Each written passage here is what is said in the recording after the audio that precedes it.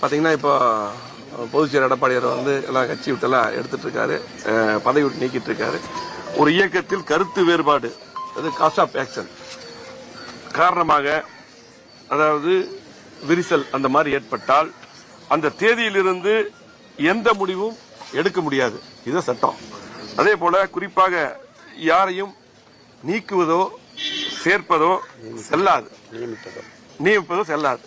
அதே போல 5/5/2026 தேர்தல் முடிவுகள் வெளிவந்த அடுத்த நாளே கருத்து வேறுபாடு வந்துவிட்டது.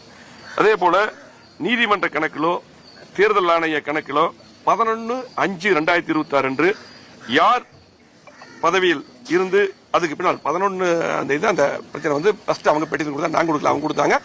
அதுக்கப்புறம் வந்து பார்த்து நாங்க கொடுத்தோம். ஃபர்ஸ்ட் ஆரம்பிச்சது அப்படித்தான், ஒவ்வொன்றும் அவங்க தான் அதை பண்றாங்க. அதுக்கப்புறம் நம்ம பண்றோம். நம்ம வந்து தெளிவா வந்து இப்ப பாத்தீங்கன்னா பொதுக்குழுவை கூட்டி தோல்வி எதனால் என்று கண்டிப்பா எல்லாமே கலந்து ஆலோசிக்கணும். பொதுக்குழு கூட்டம் தான் என்னுடைய கோரிக்கை.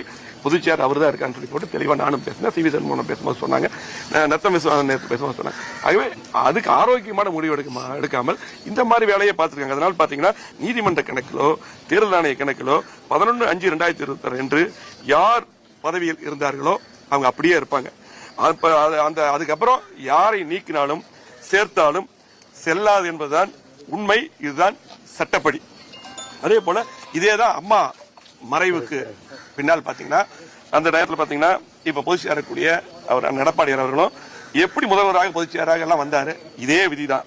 ஆகவே அதன் அடிப்படையில் தான் நாங்களும் செயல்படுகிறோம்.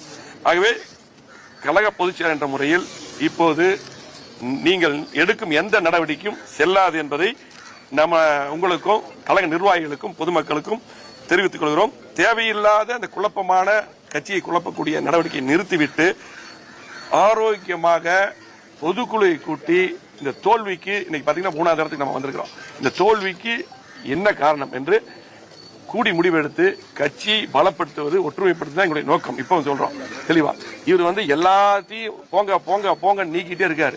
இது வந்து தயவு செஞ்சு நிறுத்திட்டு தயவு செஞ்சு இன்னைக்கு பாத்தீங்கன்னா எல்லாத்தையும் வாங்க வாங்க வாங்கன்னு கூப்பிட்டு பிரிஞ்சு போனவங்க, இதுக்கு மேல நீக்கினவங்க எல்லாத்தையும் ஒற்றுமைப்படுத்தி கட்சியை பலப்படுத்தி புரட்சி தலைவி அம்மா அவர்கள் நினைத்தார்களோ, புரட்சி தலைவர் எம்ஜிஆர் அவர்கள் இந்த கட்சி எதற்காக ஆரம்பித்தார்களோ அந்த அடிப்படையில் திமுக எதிர்ப்பு முக்கியம். திமுக நமக்கு ஆகாது. ஆகவே அந்த அடிப்படையில் கண்டிப்பாக ஒற்றுமையாக இருந்து அம்மாவுடைய ஆட்சி கொண்டு வருவதற்கு நம்ம பாடுபட வேண்டும். இதுதான் எங்களுடைய நோக்கம்.